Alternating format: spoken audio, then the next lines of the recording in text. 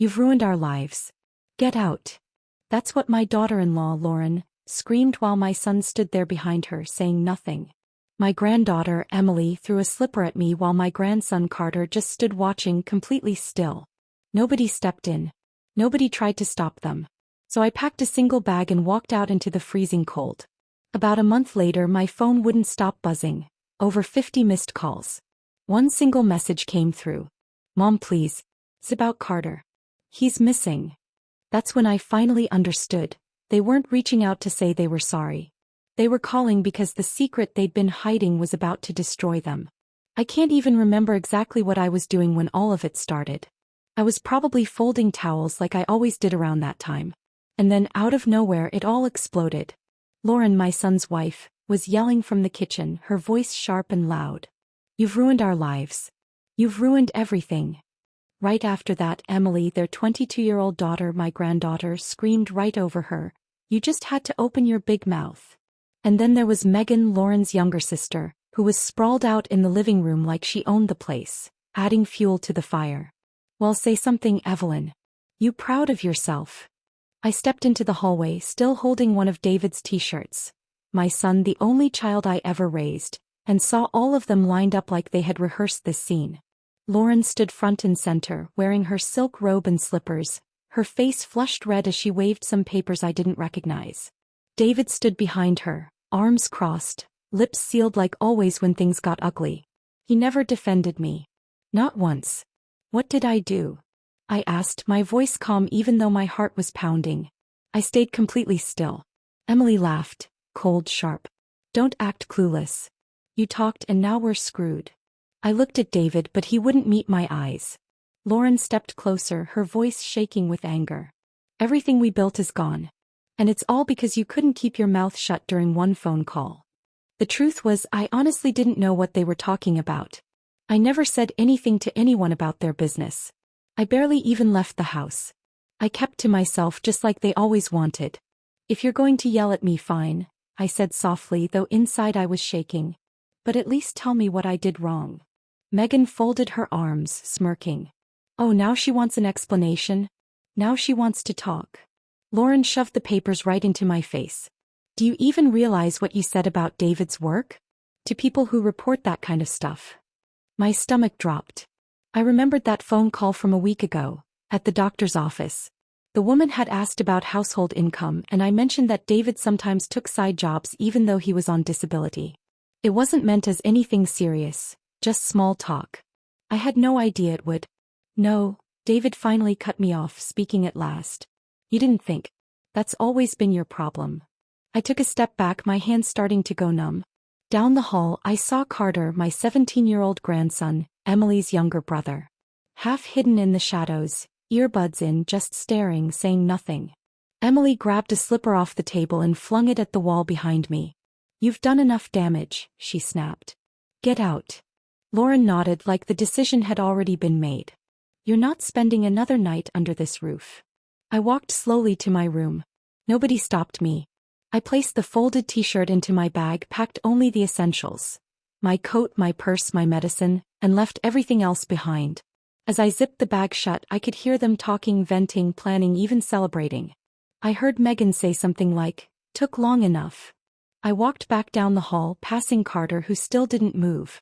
I opened the front door. The cold air hit my face, but I didn't care. I stepped outside, one bag, no car, no plan, and I still had no idea what exactly I had ruined. Just a month earlier, everything inside that house felt exactly the same. Heavy, controlled, silent. I woke up every morning at 6, not because anyone asked me to, but because I'd been doing it for 40 years. I'd brew coffee, fold the towels Lauren had left in the dryer overnight, wipe down the counters before anyone else woke up. No one ever asked, no one ever said thank you. That was the routine. Carter would drift through the kitchen around 7, eyes locked on his phone. Emily wouldn't appear until after 10, always complaining about some headache or job she didn't want to go to. Lauren would float in around mid-morning, already checking her phone, raising her eyebrows, and sighing that she wished the house could just be quieter in the mornings. I always tried to stay invisible. That was the rule, even if no one ever said it out loud. David worked nights sometimes and sometimes he didn't. I stopped asking questions about that years ago. Sometimes he'd be home for weeks at a time, blaming back pain or paperwork problems. And every time money got tight, the fights between him and Lauren would get worse. I didn't ask because asking always turned into me being part of the problem. My room was technically the guest room, shoved in the back near the laundry machines. There was no window, just a vent that made strange noises all night long. My things were crammed into plastic bins because the closet was already stuffed with Lauren's winter coats and Emily's extra shoes. I had one dresser drawer for my own things, but I never complained. I kept telling myself they let me stay, and that was enough. That's around when Megan started showing up more often. She didn't technically live there, but honestly she might as well have. Megan was always walking in without knocking, pouring herself coffee that I bought and tossing little comments my way like, "Still hanging around, huh, Evelyn?" Lauren never told her to stop. David never seemed to notice. Megan had this way of making me feel like a guest in my own son's house. She'd flip through the mail on the counter like it belonged to her, or prop her feet up on the table while watching TV. Emily adored her. They acted more like sisters than Lauren and Megan ever did.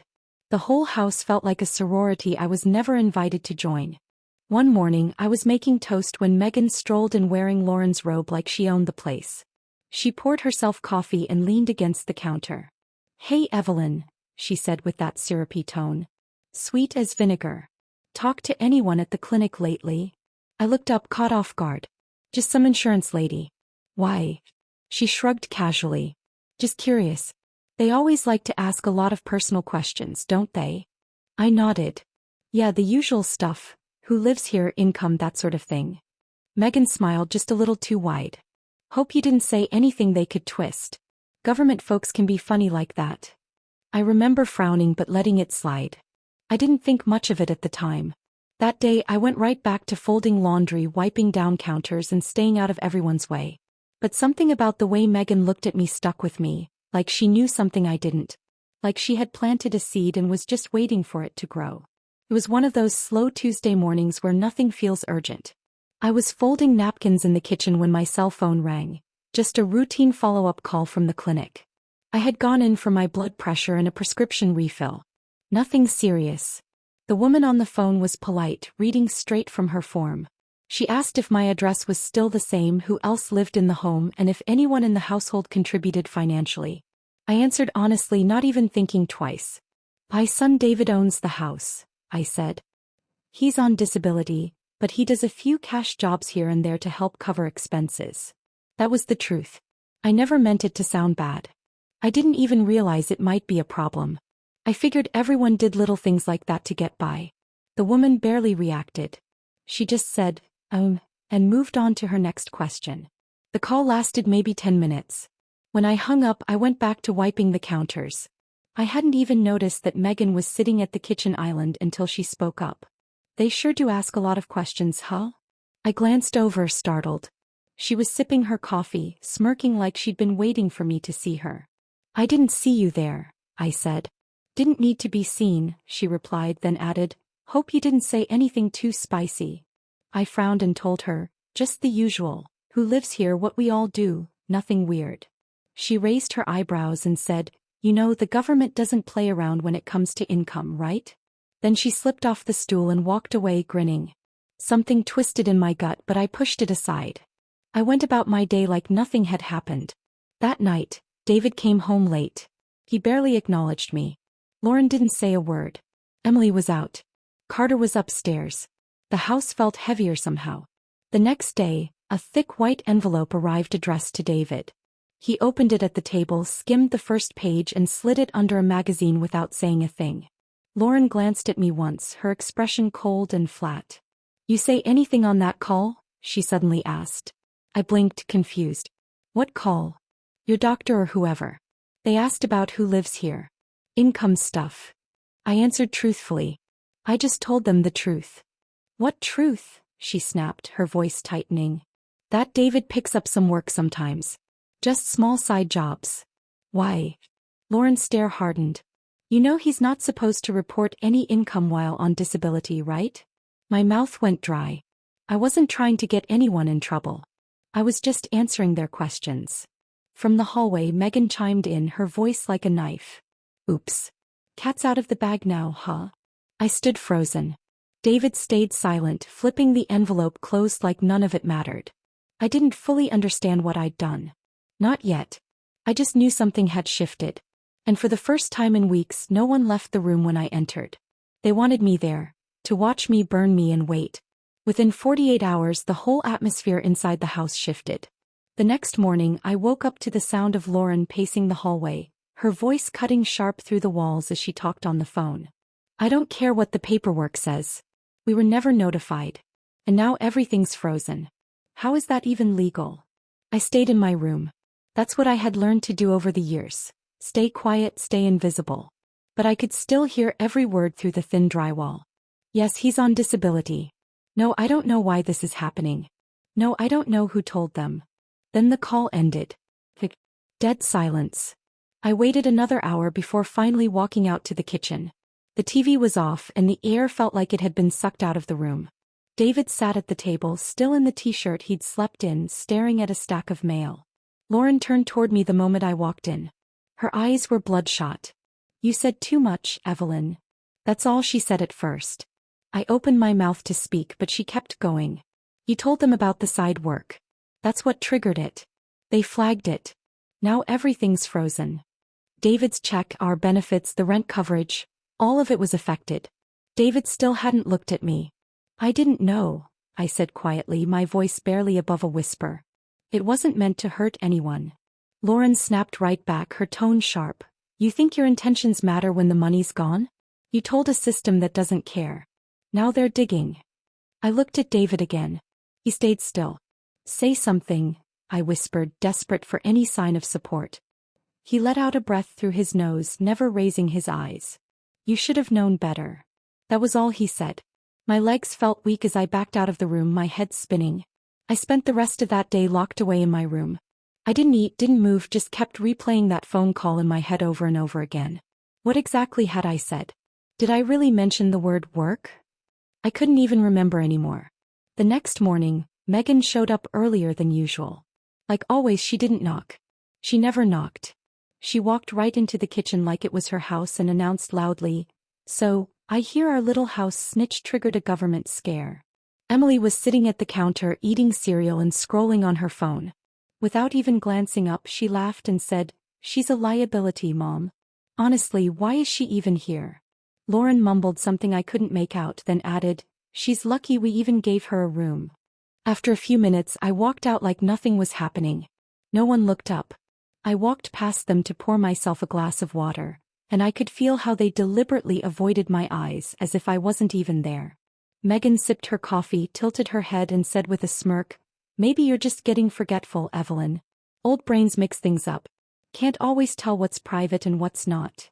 Emily giggled. "We should get her one of those baby monitors. See what else she blurts out." My hands trembled as I poured the water, but I didn't say anything. I knew now. This wasn't anger or confusion. This was a setup, a shift, a punishment. They weren't just upset. They were preparing to push me out. And none of them, not even my own son, was going to stop it. 3 days after the envelope arrived, after the silence, after David's cold distance and Lauren's venom, I realized the damage was permanent. I kept hoping someone would calm down, maybe admit I hadn't meant any harm. But it only got worse. The house turned into a stage and I was nothing more than the prop they performed around. I overheard Megan talking on speakerphone one day, her voice loud and clear. "Evelyn's losing it. She's becoming a problem." Then in a fake whisper meant for me to hear, "And she's not even paying rent." That night Lauren and Megan announced they were having a girls' night at the house, something they hadn't done in months. I stayed in my room hoping they'd keep it quiet. I was wrong. The music wasn't loud, but the laughter was. That sharp, fake laughter that cuts through walls. I heard glasses clinking, high heels tapping, and my name, Evelyn, thrown around like some kind of joke. I tried to block it out until I heard Emily's voice shout, "Wait, wait, let me do the impression." Then came a high-pitched, mocking voice. "Well, the government asked me, so I told them everything about my hard-working son." Roaring laughter followed. Megan chimed in, "Don't forget the part where she says, 'I didn't know I wasn't supposed to.'" More cackling. Lauren screamed, "Oh my God, that's too real." I sat on my bed, frozen, my eyes locked on the door like it might burst open. It felt like high school bullying all over again, except now I was an old woman, and these were my own family members. My fists clenched so tight my nails dug little dents into my palms. Then came the worst part. Emily's voice giggling. Should we just make it easy and push her out? I mean, how long are we going to pretend she's not a parasite? Megan added, I say we make her leave on her own. That way no one feels guilty. Plant the seeds. Let her do the packing. Lauren finished it off with a cold laugh. Oh honey, the seeds are already planted. I didn't cry. I didn't storm out. I just sat there silent listening to them laugh. I felt myself shrinking, dissolving into nothing in the same house I once helped pay for. Back when David was 22, broke and begging for help. They didn't just want me gone. They wanted me broken enough to leave on my own. The next morning no one said a word about the party. Not a single mention. They smiled over coffee like nothing happened. Emily wore sunglasses at breakfast. Megan was already scrolling on her phone when I came out for tea. It was all a performance and I finally saw it for what it was. This was never really about what I said on that phone call. That was just their excuse. They'd wanted me out for a long time. They were simply waiting for the perfect moment to make it look like my fault. The night I left wasn't dramatic. There was no screaming, no broken dishes, no one grabbing my arm and begging me to stay. It was far worse than that. It was quiet, planned, deliberate, like everyone had silently agreed that I no longer belonged, and now they were waiting for me to realize it too. Lauren made chicken that night. No one offered me a plate. Emily walked past me like I was a piece of furniture. Megan sat at the dining table, sipping wine and laughing at something on her phone, her legs propped up on the chair where I usually sat. No one spoke to me. No one even acknowledged I was there. The message couldn't have been clearer. You are not welcome here anymore. I ate 2 crackers and half a banana alone in my room. Lights off, TV on mute just for some kind of background noise that didn't sound like them. Around 9 I stepped out to put my mug in the sink. David was sitting on the couch, arms crossed, staring at the TV like it owed him something. I said his name. He didn't turn. David, I repeated. Can we talk for a second? Nothing. Lauren walked out from the laundry room, saw me standing there and simply said, still here? That was it. No sarcasm, no raised voice, just cold acknowledgement that I was still breathing, and it annoyed her. Megan chuckled. Emily came downstairs in her slippers, saw me and made a face like she just smelled garbage. Don't hover, she muttered. That was the moment. Not because it was the worst thing said to me that week, but because it was the final layer peeled off. They weren't pretending anymore. I turned and walked down the hallway, closing the door behind me without a sound. I took my time packing. I didn't have much. Just a few changes of clothes, my photo album, my medications, and a small envelope of emergency cash I kept tucked inside a pair of socks. I folded everything carefully. Checked the drawers twice. Left the spare key on the desk. No note. They didn't deserve one. I zipped my bag slowly, trying to steady my hands. It wasn't fear anymore. It was something colder, deeper. A kind of loss that didn't need tears.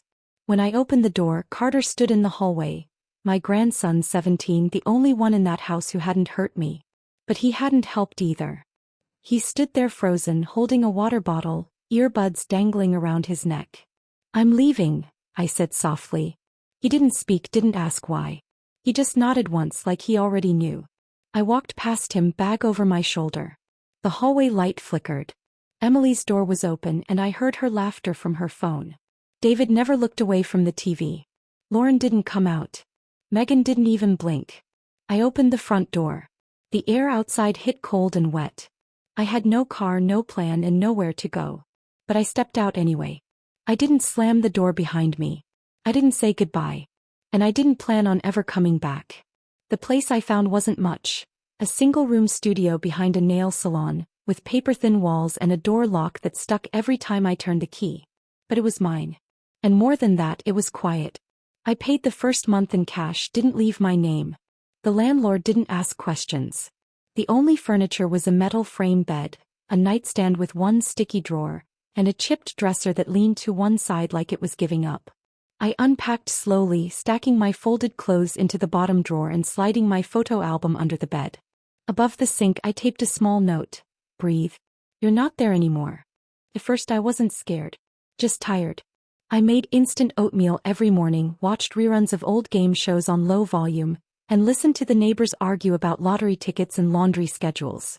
It was strange how even peace can feel noisy when you haven't known it in so long. For the first few days my phone stayed silent, and I was grateful. No texts, no calls, no fake pleasantries from Lauren, no guilt from David.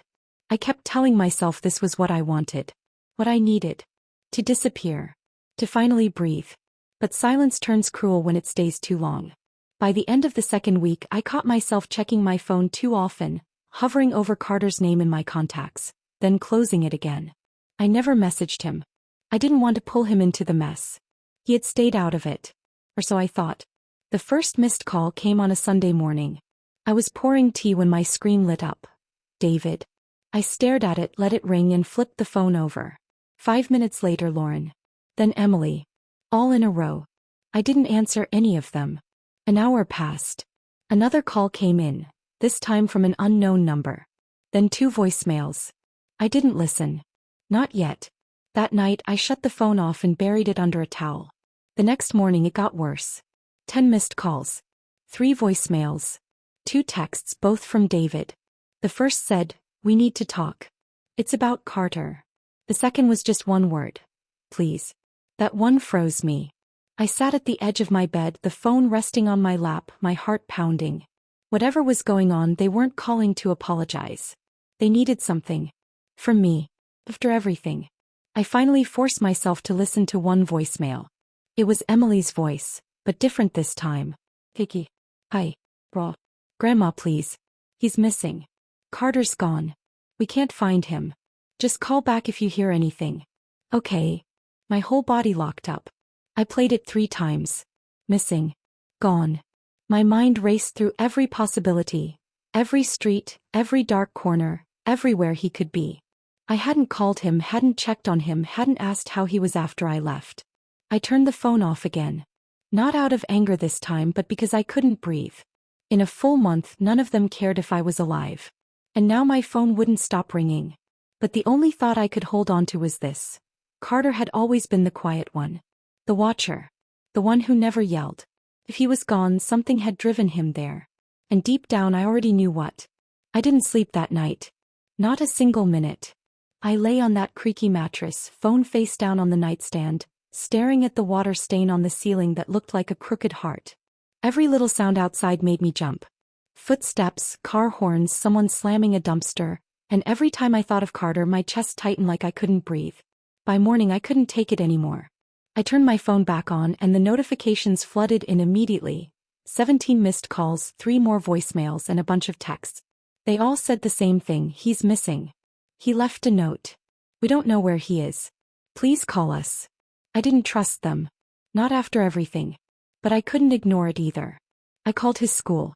The secretary transferred me to the counselor, a woman named Ms. Reed, who remembered me from a parent-teacher night years ago. She paused for a moment when I asked if she had heard anything about Carter. Then she spoke carefully. "He's been having a tough time at home lately. He told me he wished he could live with you." I froze. "Did something happen?" I asked. She lowered her voice. "Last week he got into a fight with his sister. He said she called him weak for defending you. Then she kicked him out of her room and told him to go live with his precious grandma if he loved you so much." The words hit me like a punch. Heat rose up my neck. "Did he leave school?" I asked. "No," she answered quickly. "He came back the next day, but he was very quiet. I told him he could always come talk to me if something happened. That was the last real conversation we had." I hung up and sat there in the middle of my bed, fingers clenched tight in my lap. They lied to me. All those voicemails, all that panic, they made it sound like he vanished on his own. But the truth was different. He was pushed out, emotionally, maybe even physically. They made him feel unsafe, then tried to blame it on me like I was the one who abandoned him. My phone rang again. Lauren. I let it ring. Then Megan. I declined it. Then David.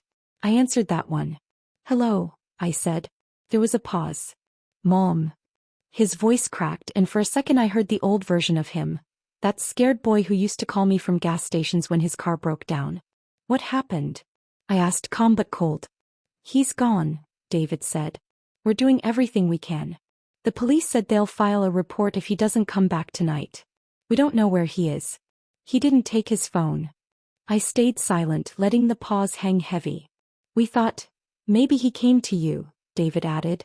Why would he do that? I asked. Another pause. Then he said, because you're the only person he still talks about like he trusts. That one landed hard. I didn't say anything. I didn't tell him what the counselor said. I didn't say that I knew Emily had shoved him out or that I could already imagine Megan whispering that he was too soft, too loyal to an old woman they'd already decided didn't matter. I only said, if I hear from him I'll let you know. Then I hung up. I sat there gripping the edge of the bed, my heart pounding. This wasn't some accident. This wasn't a runaway. This was what happens when a kid finally sees the truth, and the people around him don't want him to. And if Carter showed up at my door, I already knew one thing for sure. I wasn't sending him back. It was just afternoon the next day when I got the call. Unknown number, no voicemail, just one ring that didn't even finish before cutting off. I stared at it for a second, then hit redial, expecting silence or maybe some scam message. But someone answered. Hello. A young male voice came through, unsure. I didn't recognize it. This is Evelyn, I said cautiously. I'm trying to reach Carter. There was a pause, then a deep breath. Yeah, hang on. I heard muffled movement, a door creaking open, then his voice. Grandma, he said, small and shaky like he hadn't spoken for hours. Carter, I breathed. Are you okay? Where are you? I'm safe, he said quickly. I'm with Malik. He let me stay at his place. I didn't know what else to do. I didn't want to go to school today because they might call home. My knees gave out and I sat down on the edge of the bed. Are you hurt? Do you need anything? No, he said softly. Just, can I come to you? That question cracked something inside me. Of course. Anytime. Right now. He was quiet for a moment, then said, They lied, didn't they? They made it sound like I ran away. But they kicked me out. I didn't need to ask what happened, I already knew, but I wanted to hear him say it to give him a chance to speak his truth. What did they say to you? Emily called me a traitor, he said, his voice tight, trying not to cry. She said I was pathetic for defending you. She told me if I loved you so much I should just go live with you. Then she opened my door and threw my stuff into the hallway. Lauren didn't say anything. Megan laughed. David told me to let it go and stop being dramatic. I closed my eyes. My hands trembled. You didn't do anything wrong, I said softly. They just don't like that you see them for who they really are. He was quiet again. Then he whispered, I didn't want you to leave. I wanted to say something but I didn't know how. I know, I said. You don't need to explain. Can you come get me? He asked. Malik's place is a couple neighborhoods over. I can send you the address. Yes, I said without hesitation. I'll be there as soon as I can. He texted me the address right after we hung up. I grabbed my coat, my bag, and walked out without looking back. The bus ride felt endless. Every stop, every red light, every slow turn like another test of my nerves. Every loud noise outside made me glance at my phone, checking to see if Carter had changed his mind. When I finally got there, he was sitting on the front steps, hoodie pulled up, duffel bag at his feet. He stood up as soon as he saw me, and for a moment I thought he might fall apart right there. But he didn't. Instead he hugged me, not a quick, polite hug but the kind that says, You're the only person who's ever made me feel safe. I hugged him back just as tightly. We didn't talk much on the ride back. He kept his hood up, head down, earbuds in, and I didn't press him. When we arrived at my apartment, he looked around like it was a whole new world, small but peaceful, and whispered, This already feels better. I made him tea and let him sit in silence. He didn't ask about the others. He didn't say their names. He unpacked slowly, folded his clothes neatly, and placed his phone face down on the nightstand, like he didn't want it to exist. That night he slept like a stone. No footsteps, no yelling, no locked doors, just quiet, just peace. And for the first time since I left that house, I didn't feel alone. The knock came 2 days later. Sharp, fast, like someone wasn't going to wait for an invitation. I knew it was them even before I looked through the peephole. Lauren stood there, wearing a beige trench coat like she was playing dress-up.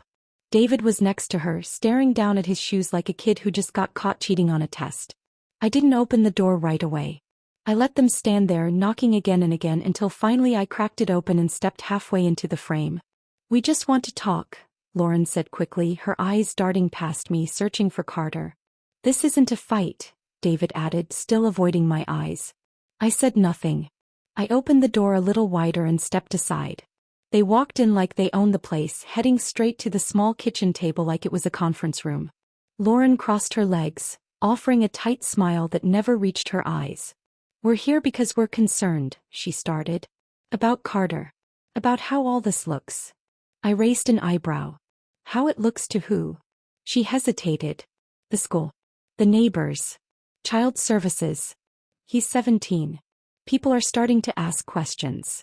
I leaned against the counter. And whose idea was it to throw his things into the hallway? That wiped the fake smile right off her face. David shifted in his seat.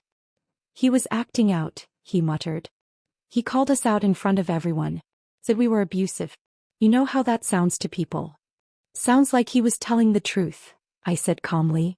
He was scared. You didn't like that. Lauren sat up straighter. You don't know what it's like raising 2 kids, juggling bills, dealing with a sister who never leaves and a mother-in-law. You wanted gone from day one, I finished for her. Let's not pretend this is about Carter's well-being. This is about damage control. Her mouth twitched, but she didn't deny it. David finally looked up. Is he okay? He asked. He hasn't answered any of our calls. He's safe, I said. And no, he doesn't want to go back. He's made that very clear. Lauren scoffed. He's a child. He doesn't get to make that kind of decision. He's 17, I replied. Old enough to know when he's being manipulated. Old enough to see who shows up when things fall apart. She leaned forward. So what, you think you can just keep him? You live in a shoebox. Better a shoebox full of peace than a house full of poison, I said. The silence that followed was thick. They exchanged glances, then looked back at me. So what do you want? David asked. You're just going to keep him like this? I didn't hesitate. Yes. Unless he tells me otherwise. Lauren's voice rose slightly. You don't have custody. You don't have any legal rights. We were trying to make this civil. I walked over to the door and opened it. If you were trying to be civil, you wouldn't have waited until your lies started falling apart to show up. Carter's not your shield. He's not your cleanup crew. He's a kid you broke because he dared to care about someone you decided didn't matter. Neither of them moved. If he wants to talk to you, he'll let you know. Until then, don't come back. They stood up slowly. Lauren glared at me like she wanted to say something else, but for once she didn't. David gave a small nod, then turned and followed her out. I locked the door behind them. Carter came out of the bathroom a few minutes later. He didn't ask who it was. He just looked at me and said, "Did you tell them?" "Everything they needed to hear," I replied. He nodded and went back to brushing his teeth. That night we made grilled cheese sandwiches and watched some silly comedy on mute. We didn't laugh much, but it was quiet. It was ours. And for the first time I didn't feel like I was trapped inside someone else's story. I was finally living my own. The next morning I made an appointment at the Family Legal Aid Center. I walked there with my paperwork in a recycled grocery bag and sat in a hard plastic chair for almost an hour while Carter stayed home, working on his school assignments at my tiny kitchen table. When they finally called my name, I met with a woman named Ms. Harlow, mid-40s, efficient, no-nonsense, who asked me the kind of questions I'd never been brave enough to say out loud before. Has he been abandoned? Physically harmed? Denied access to school or food? I answered carefully, honestly, without adding drama. I told her how he'd been emotionally targeted, thrown out, how I had voicemails and texts, and how the school counselor had confirmed that Carter didn't feel safe. I even showed Ms. Harlow the call logs and the social media posts Emily had made the night I left, including the one where she laughed and wrote, "We finally pushed the parasite out." Ms. Harlow's face didn't change much, but I saw how she started taking notes faster. "You're not his legal guardian," she said. "But based on what you've shown me, we can file for emergency temporary custody." My stomach fluttered. "Will it work?" I asked. "Depends on the judge," she replied. "But it'll force a hearing. And based on this," she tapped the printed messages, "you're on solid ground." I left that office with the paperwork in my bag and my back felt straighter than it had in weeks. When I got home, Carter was sitting exactly where I left him, headphones on, a plate of toast beside him. He looked up and smiled just a little, but enough. I told him what I did and he nodded like he already knew I would. "You don't have to fight them," he said softly. I'm not going back there. I'm not fighting them for them, I said. I'm doing this so no one can take you away from where you're finally safe. The next week moved slowly. I waited for the hearing date, cleaned the apartment over and over, cooked more food than either of us could eat. Carter started sleeping better. He laughed a little more, sat closer to me, didn't flinch when the neighbors slammed their doors too hard. One night he showed me a drawing he'd done for art class, just pencil on paper. It was a small apartment, light coming through the window and 2 chairs at a table. It looked exactly like our little place. I didn't cry, but I kept that drawing under my pillow for days. Then the hearing came. It wasn't dramatic. No courtroom speeches, no gavel banging. Just a judge, 2 lawyers, and a table full of evidence. David didn't even show up. Lauren came, but she barely spoke. Her lawyer tried to argue that I manipulated Carter, but the judge read through the texts, listened to the voicemails, read the school counselor's letter. He listened. He looked at me, then at Carter, then at Lauren. And then he signed the order. Temporary custody granted. I walked out of that courthouse holding Carter's hand like he was 5 again, not 17. We didn't say a word on the ride home. We didn't need to. When we got back, I made mac and cheese, with real butter, not the powdered kind. We sat on the floor to eat because we still didn't have a real table. And it didn't matter. Because that night I knew, no one could take him from me. No one could silence us again. And the family that once used guilt and control to keep me small had just lost the only person who ever saw me clearly. This wasn't about revenge. It was about ending the cycle, with me.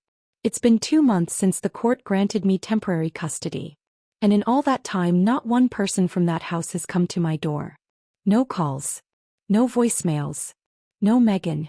No Emily. No Lauren showing up with fake apologies. Even David stayed away. At first I worried maybe they were regrouping, planning some kind of legal move. But the silence held. And eventually I understood why. They didn't lose Carter by accident. They gave him up the moment he stopped being useful. He was no longer their golden boy, their obedient little buffer. He was mine now. Not in a way you own someone, but in the way someone chooses to stay when everyone else told them to leave. Our apartment is still small, still cheap, still noisy with the nail salon downstairs. But now there's art on the walls, Carter's drawings, grocery lists taped to the fridge, and 2 chairs at the table instead of 1. I make breakfast and he actually eats it. He does his schoolwork on the couch while I knit, read, or water the fake plant by the window I keep forgetting isn't real. We laugh sometimes, not every day but enough. Enough to feel safe in our own home. The other day Carter asked me if I ever thought about going back to the old house. Not to live, just to talk. I told him the truth. I didn't leave because they kicked me out, I said. I left because I finally realized they were never going to stop trying to convince me I didn't matter. He didn't say anything, just nodded and handed me the last piece of toast. I don't know what the future holds. I'm not naive. I know temporary custody is just that. Temporary. But for now he's here with me choosing this. And I won't let anyone take that from him again. Sometimes late at night I still think about the night I walked out of that house. How cold the air was, how alone I felt, how ashamed I was, like I had failed. But now I know, I didn't fail. I survived. I adapted. I protected the only one who ever truly saw me. And by doing that I finally protected myself. They said I ruined their lives. Screamed it like it was gospel. But the truth is I didn't ruin their lives. I just refused to lie for them. I stopped covering for them. I walked away from the role they assigned me, quiet, small, disposable, and I took their scapegoat with me. Now he's just a boy doing homework in a warm apartment. And I'm just a woman making tea in a quiet room, finally unafraid of her own voice. I didn't ruin their lives. They tried to ruin mine. And they failed.